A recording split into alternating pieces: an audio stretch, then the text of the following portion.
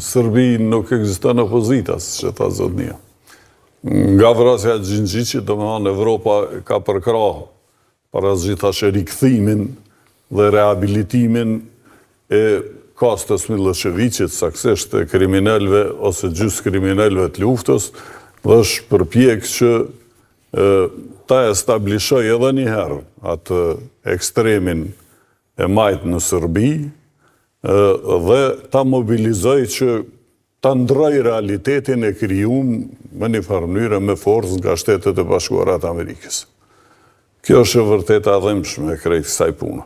Për të qenë edhe më dhëmshme, këto lëvizje të tilla masovike nga 68-a këndej i ka organizu dikush. Para zgjithash 68-ën e ka organizuar perëndimin nga Çekia, Serbia deri në Kosovë. Dhe i ka organizuar me një qëllim. Kam pas një leadership. Kam pas, nëse nuk kanë arrit Jugoslavi ta përmbysin pushtetin, e kanë arrit ta ndryshojnë. Nga 68-a kanë ndodhur ndryshimet kushtetuese 74-ës në Kosovë, për shembull. E kanë ndodhur një farë logjike liberalizimit kogja të madh të Jugosllavisë, që më vonë ka sjellën shpartallimin e plot të Jugosllavisë. Me fjalë tjera, në këto demonstrata unë nuk po shoh dorë të akordume një leadershipi që ka një qëllim.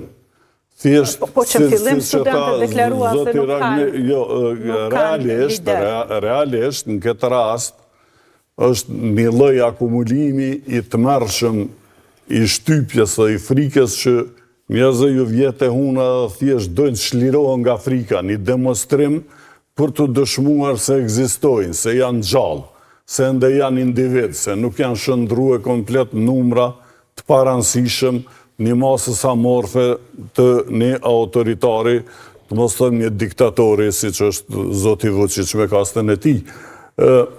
Ky është problemi i thellë i këtij veni.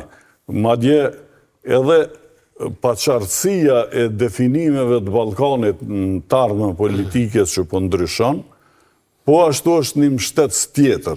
Nuk mund të themi që tash Amerika ka dorë, edhe pse fatkeqësisht Amerika do t'i determinoj gjana tash.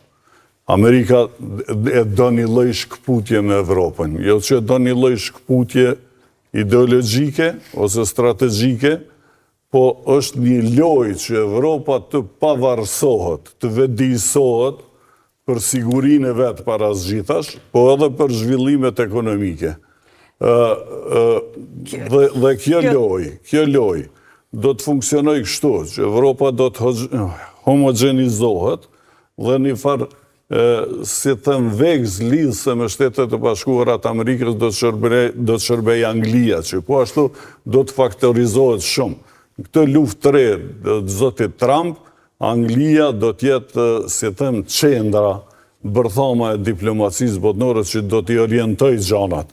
Tashti, ku do të ngel Ballkani në këtë homogenizim detyrueshëm të Evropës dhe të një reformatimit të parazgjitas tri fuqive, të gjermanëve, të francezëve dhe të anglezëve. Sikur e dini, gjermanët vitin e kaluar kanë nda 900 miliard për armatim, vetin, si vjetë pretendojnë me dyfishuga të jatë çmim, që është një çmim marramens. Dhe të mos harrojmë që Gjermanisë prej kohës kur ju ka lejue përdorimi i armatimit dhe zhvillimi i industrisë të armatimit, kanë kriju hapa gjigant, kanë prodhue tankën më të mirë në botë, kanë prodhue raketa Taurus, kanë prodhue gjana që smirën me me. Po parashit që t'investojnë edhe shumë tepër. Jo, prandaj, Gjermania do të bëhet një fuqi e tretë në këtë transversalen euro-atlantike, Amerikë, Gjermani, Rusi, sepse lufta tash për tash, do të përqendrohet me Rusin, do të ksajohet një marrëveshje detyrimisht, e do Trumpi dhe Amerikate për 1 milion arsye që sot s'mund t'i diskutojmë, dhe do të spostohet në udhësi për lindjen e mesme që të zgjidhen atje konflikte dhe do të përqendrohet në Kinë. Kjo është synimi i fundit. Ku do të jemi na tash në Ballkan këtu? Ku do të jemi ne tash duhet ta ndërlidh pak me po. Dua ta pyes me Lazimin se përmendë një fakt, thoni që SBA po don ta pavarësoj ose të distancohet nga zhvillimet në Evropë.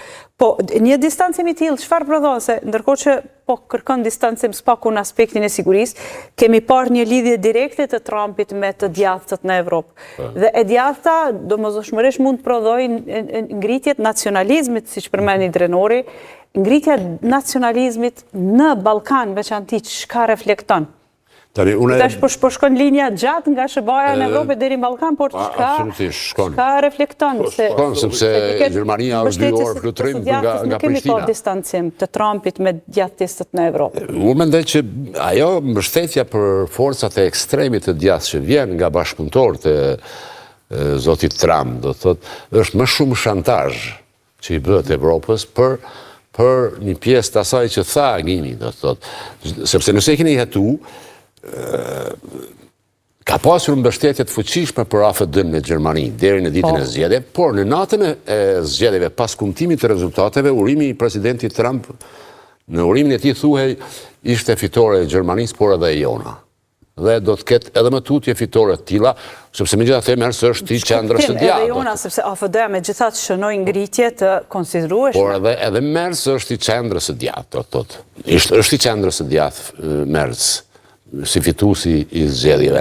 Unë e shoh më shumë si përpjekje e Shteteve të Bashkuara që ta mobilizojnë Evropën, që ajo të jetë faktor i pavarur dhe të participojë më shumë, dhe aty kanë të drejtë. Unë mendoj që aty kanë të drejtë, të zëm $900 miliardë ndahen për buxhetin e NATO-s vetëm nga Shtetet e Bashkuara, gjitha tjerat ndajnë 500 deri në 600 miliardë. Kjo nuk është e drejtë.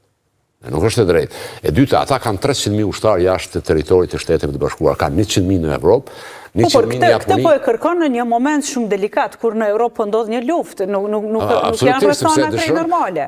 Është e pamundur që Shtetet e Bashkuara për një periudhë më të gjatë, tash 80 vite mbrojnë Evropën. Mbrojnë madje edhe me mjetet e tyre. Nuk është në rregull që Evropa të zhvillojë shtetin e mirëqenies, që e ka arritur, që e ka jetësuar, ndërkaq ata të paguajnë për sigurinë e Evropës, kjo nuk është në rregull. Dhe atë çfarë ata janë duke kërkuar në bindjen time është. Pra nuk sheni rrezik të rritjes së nacionalizmit krahas rritjes të së djathtës, qoftë edhe jo me fitore, siç kemi parë në Francë, edhe në AFD. Jo domosdoshmërisht të djathtës ekstreme. Po prandaj e citova urimin e presidentit Trump. Të djathtës ekstreme natyrisht e kam fjalën. Prandaj e citova urimin e tij.